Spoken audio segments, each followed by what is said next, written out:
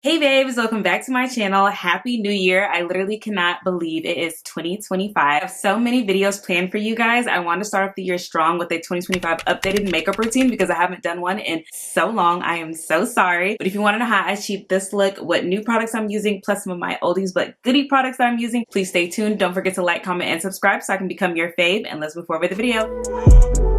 Can you focus on me? Baby, can you focus on me?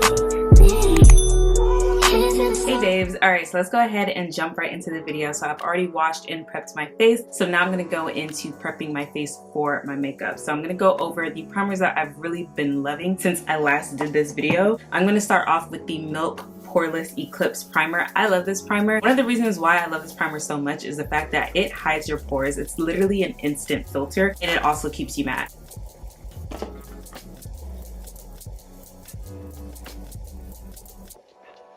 Next up, for my oily skin babes, if you need a primer that's going to keep you matte, I highly suggest trying out the Danessa Myricks Water Powder Serum. I did not know how this was going to work because the whole water powder thing was throwing me off, but y'all, there's the reason why this is halfway gone.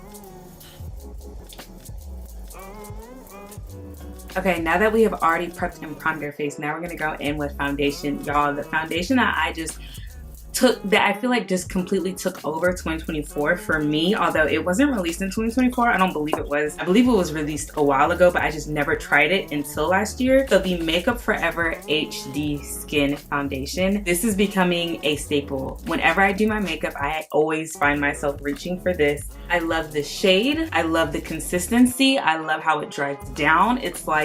It's perfect. I love it so much. Okay, so I don't go in with a lot. I feel like I go in with like a good amount though, but I don't think it's considered like excessive or anything. I normally put it on a brush and I just go about it on my face.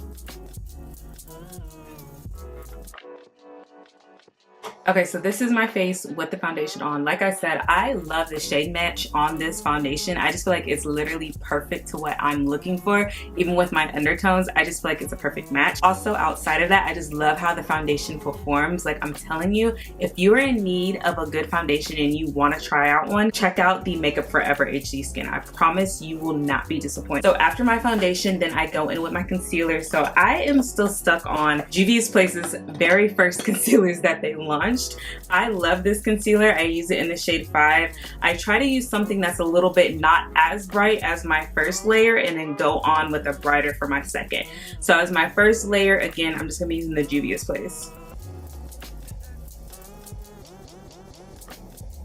Now that I've put on my first layer of concealer, before I blend out, I like to spray my face down. I'm going to be using the Charlotte Tilbury setting spray.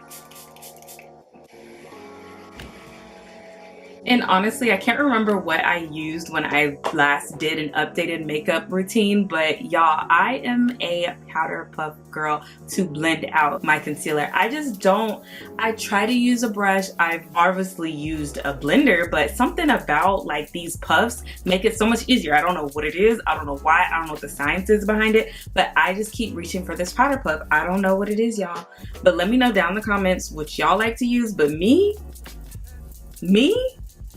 I love me a powder. Okay guys, so first layer of concealer on and blend it out. Now I'm going to go in with the concealer that's just a little bit more light for brightening effects. I like to use the Born This Way multi-use concealer. This is in the shade Honey. Okay guys, so we're going to let this sit, and after we let it sit for a little bit, we're going to blend it out. Okay guys, so once I'm done blending out my brighter concealer, then I'm going to go in and spray my face one more time with the Charlotte Tilbury spray. Okay, so as far as my liquid product goes, that's pretty much what I use on the day-to-day basis whenever I'm trying to just do my normal makeup routine. There are times when I use like a liquid contour or liquid blush, but this is more so like what I truly do. Those are just special occasions. So no liquid contour, no liquid blush. Let's go ahead and jump right into the powder product. Okay, so the first thing that I like to do is set everywhere that I highlighted. I like to use the One Size setting powder in the shade Sweet Honey.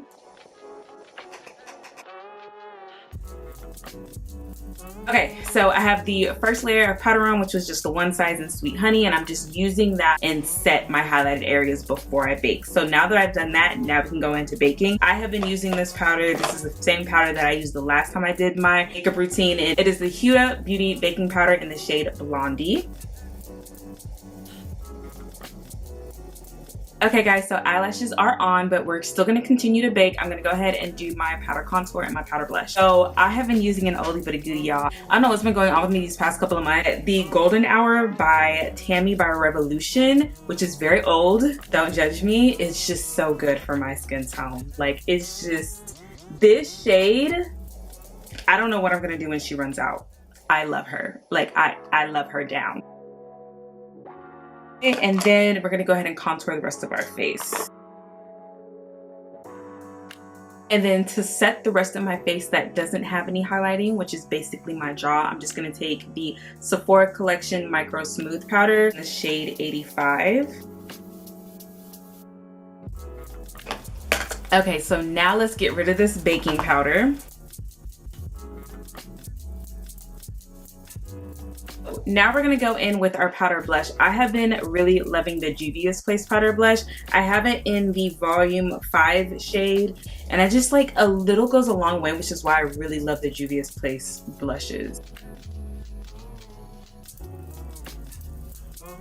Once I'm done with my blush, I go in with powder, another shade of the Sephora Collection Microsmooth powder. It's just in a little bit of a lighter shade, and I go in and put that on the areas that I highlighted. So this is also a little bit darker than my baking powder, and that's just to kind of die down that brightness that you see. Let's go in.